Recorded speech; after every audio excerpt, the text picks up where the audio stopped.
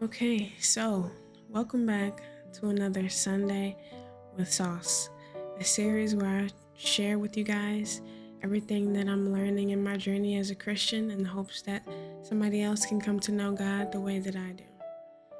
This week, I started reading the book of Esther, and I don't know, I was just kind of looking for a new book in the Bible to start fresh, to switch things up instead of reading in order. That's what I was originally doing, reading from beginning to the end in chronological order of the books. And this week I just wanted to kind of go out of order, and I prayed that God help me find a new book to read, or help me decide what book I should read, or ask him to guide me in what book he thinks I should read, whatever. So I decided on the book of Esther, and I read the first few chapters, and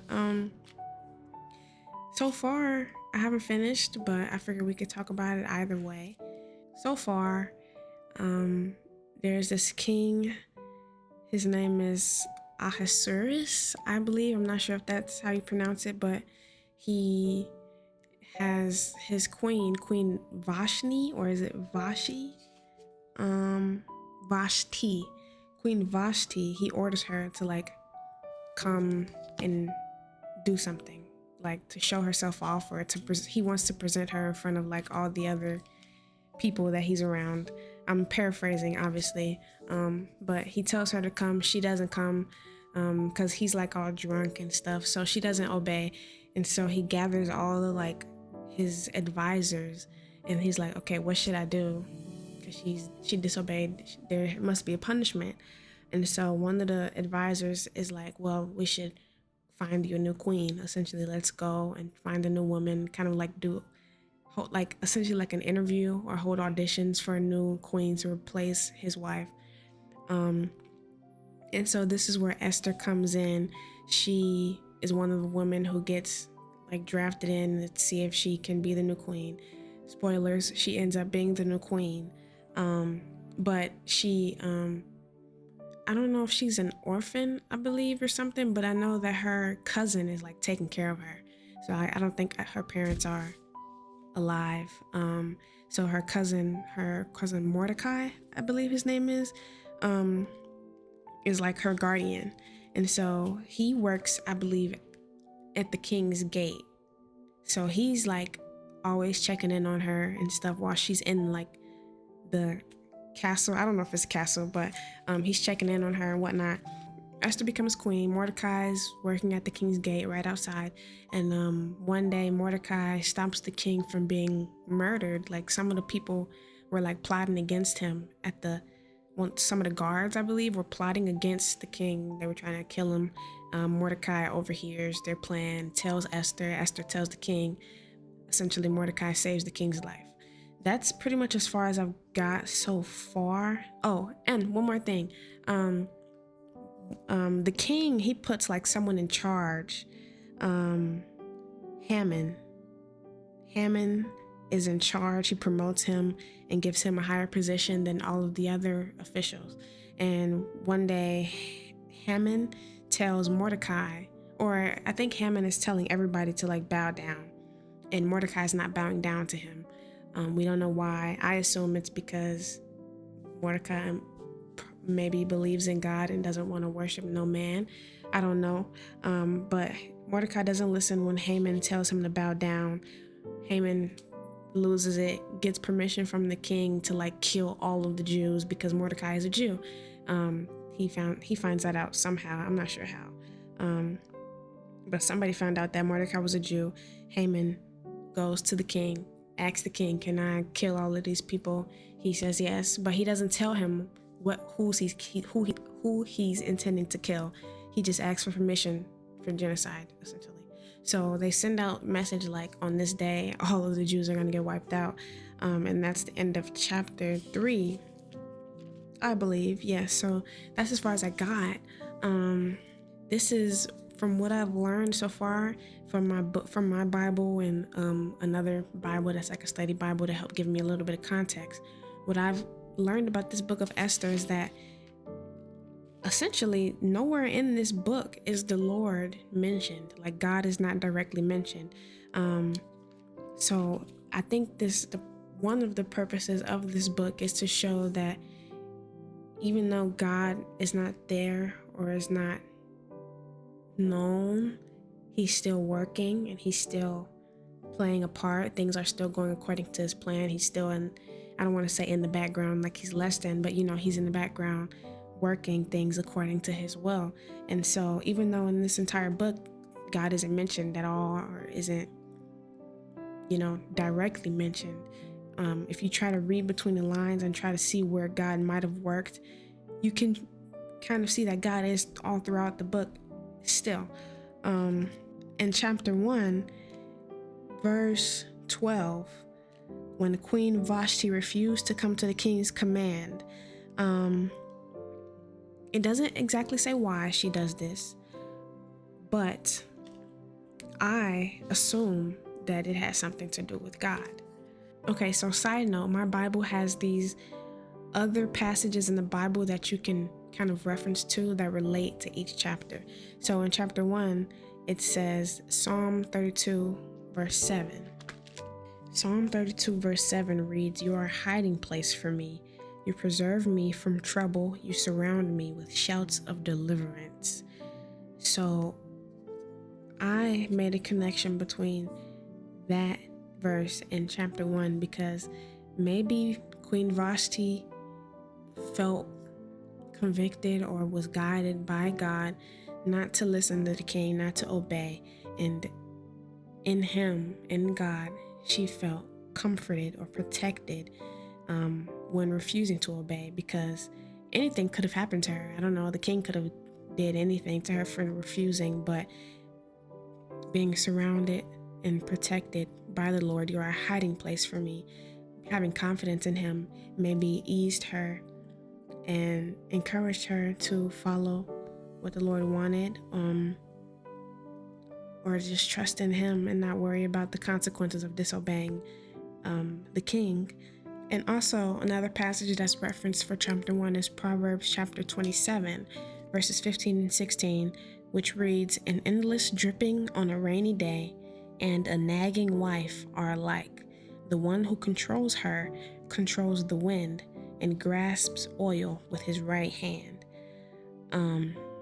So what this verse means to me as it relates to chapter 1, when Queen Vashti is disobeying the king, I think that God is in control. And Queen Vashti, even though she is a wife and is called to obey her husband, she is called to obey God first and foremost. And so the one who controls her controls the wind. So God is in control and he controls the wife. Even though she's supposed to listen to the husband, she's supposed to listen to God above all. So that's another reason why I think that maybe Queen Vashti was called to listen to God and disobey the king by God's orders or plan, because it was a part of his plan. It's what he wanted. And so she did that because he controls her before the king does. And she was fulfilling God's will also through her essentially her disobedience. So that brings us to chapter 3, where Haman is planning to kill all the Jews, and they draw lots to decide what day they're gonna kill the Jews. And so in chapter 3, verse 7, it says, "In the first month, the month of Nisan, in King Ahasuerus' 12th year, the pur, that is, the lot, was cast before Haman for each day in each month, and it fell on the 12th month, the month Adar." And this stuck out to me because in Proverbs chapter 16, verse 33, it says, "The lot is cast into the lap, but its every decision is from the Lord." And basically what that means to me is that God is in control of everything. Whatever he deems necessary or right, or whatever is a part of his plan, is going to happen. He is in control, and we may have plans. We may cast lots. We may think we're choosing things, but God is really the mastermind behind it all, and his plan will always come to pass. So we cannot depend on our own wisdom to lead us to victory. We have to rely on God's wisdom and what he knows is best for us and what his plan is for our life. Another verse in Proverbs chapter 19 verses 21, it says, "Many are the plans in the mind of a man, but it is the purpose of the Lord that will stand." And I love that verse, not only because it kind of rhymes, but it's kind of comforting, and it allows you to relax and calm yourself when you're worried about something or stressed, or you kind of get caught up in the everyday worries of life. It's easy to kind of forget that you don't have control. We don't have any control over anything, over what happens to us, because God has a plan that we don't know. We don't know what his plan is for our lives. And so we have to just trust in him and kind of just let him take control, because it'll just ramp up our anxiety. We'll be worried for nothing. It'll just stress us out unnecessarily, and still get us nowhere, because anything can happen tomorrow, today, an hour from now, that we have no idea, we have no control over. There's another verse in Matthew, and I'm gonna find it real quick. Matthew chapter 6 verse 26. It says, "Consider the birds of the sky. They don't sow or reap or gather into barns, yet your heavenly Father feeds them. Aren't you worth more than they? Can any of you add 1 moment to his lifespan by worrying?" And it's just so, I struggle with it a lot, actually, to just not worry about things. It's such a habit, especially coming from, years and years of not having God, prioritizing God in my life, because he's always there, but not being close with him, not having this intimate relationship with him for years. It's easy to kind of fall back into old habits, especially when it comes to worrying about things and trying to figure out, okay, what am I going to do about this? What am I going to do about that? Because all the way up until now, it's what I'm used to doing. And verses that help remind me of not worrying and who has my back and who I can trust in is very helpful. And I just feel like I like verses like that, because we're not perfect. We're gonna forget things. We're human. We're prone to mess up and make mistakes. And so having God's word with us in our hearts, in our minds, it brings me back to Ephesians with putting on the full armor of God. It helps protect us. It helps eliminate unnecessary threats or attacks or worries or anything, because little things like that, like worrying or stressing or things that we shouldn't be doing as Christians, is a waste of time. I mean, like Jesus said, can you add anything to your lifespan by worrying? It doesn't add any value to your life. It doesn't benefit you in any way. It just stresses you out. And so trusting that God is in control and trusting that he loves us. He would never do anything to hurt us out of malice or intentionally inflict pain on us. It's just very comforting, and feels good to have somebody watching out for you. But it is hard at the same time, because some things that is according to his plan we don't like and we don't understand, but we just have to remember who he is and that he loves us, and he would never do anything to say otherwise. So I think that's all I got for y'all today. Maybe next video we'll finish talking about Esther when I finish the chapter. I hope you guys enjoyed and found some value in this video today. And I will see y'all in the next one. Appreciate y'all. Much love. Thanks for all the support as always. See y'all later. I'm out. Peace.